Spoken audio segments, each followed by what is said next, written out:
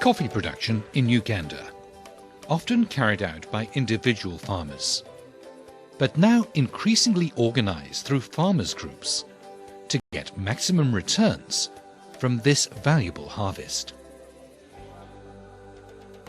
Good quality coffee production does not happen by itself.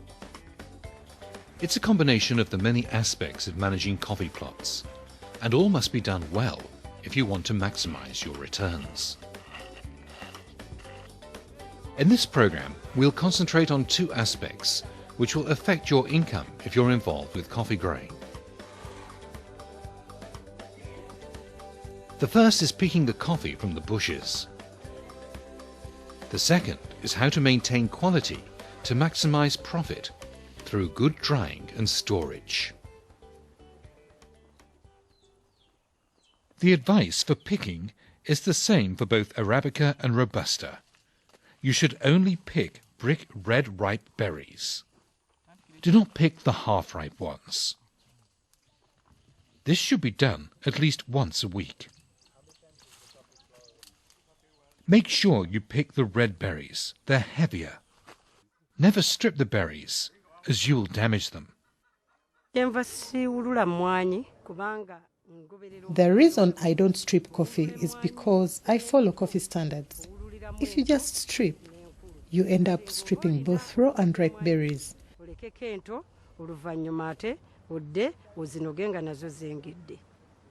If you pick the green fruit, you'll lower the overall quality of the harvest, and you'll leave a scar on the twig where diseases can enter. I pick only the ripe beans and leave out the ones that are raw. Yeah, I do it very gently because I don't want to destroy the whole plant and some seeds that are just growing, that are not ripe, so that you get a good crop out of it.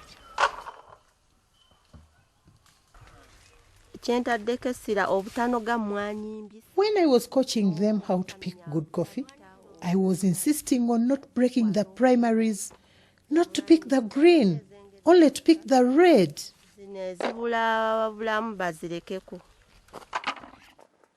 Black fruit will be overripe, and these will also reduce the overall quality of your harvest. It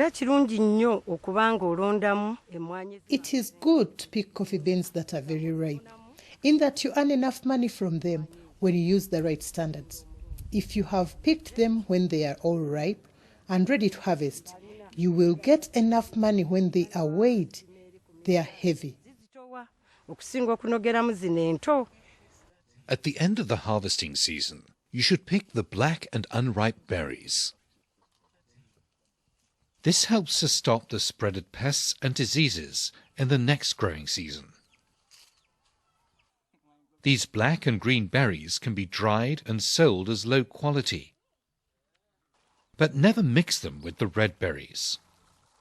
I put these ones alone and weigh them alone because they are dried up. Now these ones here, when I dry them, I take them to the buyer. He buys them at the current weight and he will not make any losses. So we keep the friendship in the business. When harvesting, it's best practice to use clean harvesting sheets, so if any cherries drop, they will fall on the sheet rather than the ground. If you use containers, these must be clean and dry.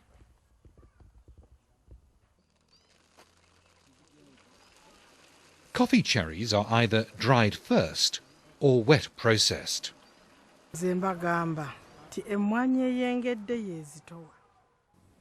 The ripe berries, they weigh better.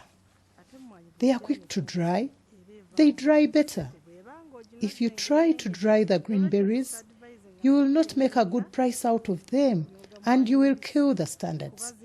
That is my main advice. If you're drying the ripe cherries, do this off the ground, on tarpaulins or plastic sheets. Do not dry on bare earth. If you dry the cherries on the ground, it affects the taste and encourages the growth of mold. This will mean lower prices for your coffee. When the sun comes out, always put the coffee out to dry to avoid mold. You will then meet the good standards. When I find someone who has harvested the coffee and they are drying on bare ground, I tell them that is not the way to do it. You have to use tarpaulin. I have seen farmers who only have 10 ripe berries among the raw ones. I tell them, please pick the ripe ones because you're killing the quality of the coffee. The ripe berries give you more kilograms when dried. Spread the cherries to a maximum thickness of 3 centimeters. Keep raking the coffee so that the drying process is even. The coffee cherries should be kept dry at all times. So at night, or if there's a threat of rain, bring the cherries indoors. Spread them out on a good concrete floor or on clean sheets. Put them out again in the morning or when the rain has stopped. Another option when the rain comes is to wrap the cherries in tarpaulins to protect them.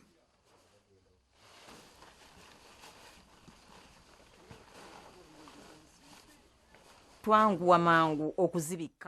we do is we quickly cover it up to prevent the rain from entering through the tarpaulin. Later, we gather and then put the coffee into the sacks ready for the store. The whole drying process should take 5 to 8 days. Buyers will always be interested in the dryness of the coffee as well as the quality. They will check the dryness with a moisture meter. But we can use the sound of the beans as they are shaken or by biting them or by cutting a bean in half. We're aiming for a moisture content of 11 to 13%, depending on the specifications of the buyer or the government. If your beans are not the correct moisture level, you'll get a lower price for your coffee. Once dry, the beans must be stored well in clean bags which are free from smells. The store must be dry, well ventilated and rainproof. The bags must be kept off the ground on a wooden platform or on pallets to avoid absorbing moisture from the ground. And they should be kept away from the walls.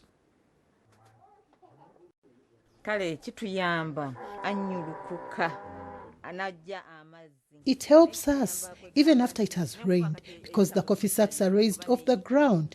They do not get damp, and so the coffee is not affected by the rain.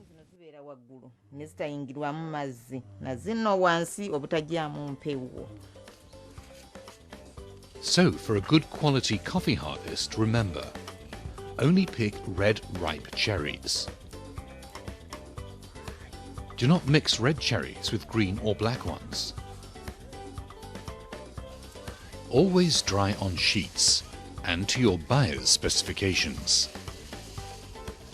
Store in clean dry bags which are kept off the ground and not touching the walls. Remember, buyers will pay a higher price for a good product.